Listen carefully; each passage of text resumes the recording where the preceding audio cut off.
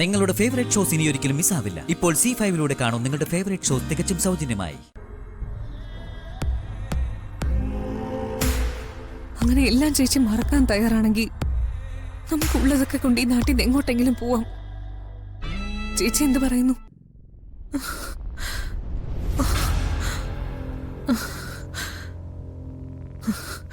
ഈ നാട് വിട്ട് അവന്തിക എങ്ങോട്ടെങ്കിലും പോണെങ്കിൽ അത് മരിച്ചു കിടക്കുന്ന സേതുമാധവന്റെ നെഞ്ചി ചവിട്ടിയായിരിക്കും. എനിക്ക് ഇങ്ങനൊരു അനുഭവം ഉണ്ടാവുന്നു ഞാൻ ഒരിക്കലും കരുതിയില്ല. അല്ലായിരുന്നെങ്കിൽ ഹെവി ഡോസ് കുത്തിവെച്ച് പരലോകത്തേക്ക് അയച്ചേനെ ഞാൻ അയാളെ.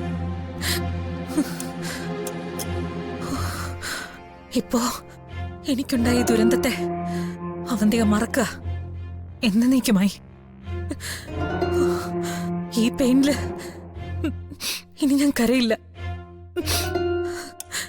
അങ്ങനെ അതോർത്ത് കരഞ്ഞ എന്റെ വാശിയും ലക്ഷ്യവും ഒക്കെ മറക്കും. എന്റെ ധൈര്യം ചോർന്നു പോവുകയും ചെയ്യും. എല്ലാം കൈപ്പിടിയിൽ ഒതുക്കാൻ ഇനി അധികം സമയമില്ല. ആ ഒരവസ്ഥയില് മറ്റൊന്നിനും ഞാൻ പ്രാധാന്യം കൊടുക്കുന്നില്ല. നഷ്ടപ്പെട്ട എന്റെ കുഞ്ഞിന് പോലും.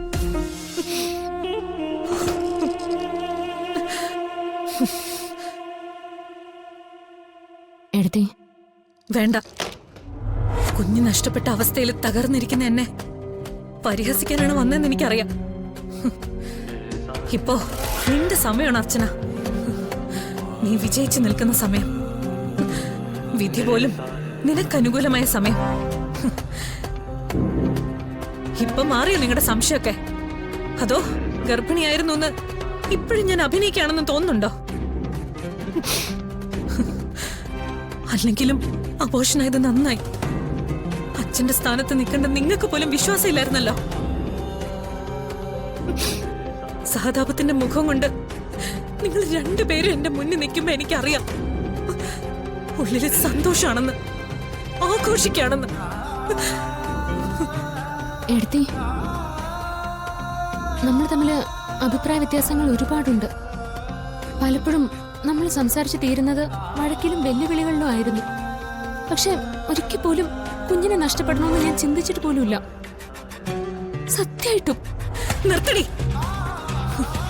ദേ, ഇനി എന്റെ മുമ്പിൽ നിന്ന് കണ്ണീർ നാടകം കളിച്ചാ അടിച്ച് നിന്റെ കരണം ഞാൻ പൊളിക്കും. പിടിവിട്ട അവസ്ഥയിലാ ഞാൻ. നീ എന്താ പറഞ്ഞ? എന്റെ കുഞ്ഞിനെ നഷ്ടപ്പെടണമെന്ന് നീ ഒരിക്കലും ആഗ്രഹിച്ചിട്ടില്ലെന്നോ? എന്നിട്ടാണോ അനിയത്തി ആതിരെ കൊണ്ട് സ്റ്റെപ്പിൽ നിന്ന് എന്നെ തള്ളി താഴെ ഇടിപ്പിച്ചത്?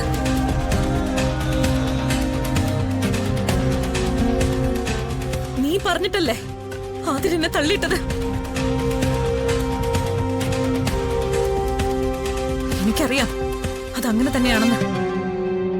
എന്നിട്ട് ഞാൻ മിണ്ടാതെ നിൽക്കുന്നതേ അതെന്റെ ഈ നിൽക്കുന്ന ഭർത്താവിന്റെ വിധിയാണെന്ന് ഓർത്തിട്ടാ.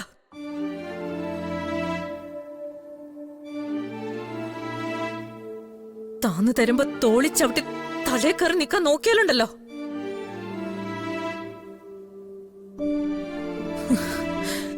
നിന്റെ ഈ മനസ്സിലിരിപ്പ് കൊണ്ടാടി നിനക്കിതൊരു കുഞ്ഞില്ലാത്തത്. ഡൗൺലോഡ് ചെയ്യൂ C5 ആപ്പ്. കാണൂ എല്ലാ എപ്പിസോഡുകളും സൗജന്യമായി.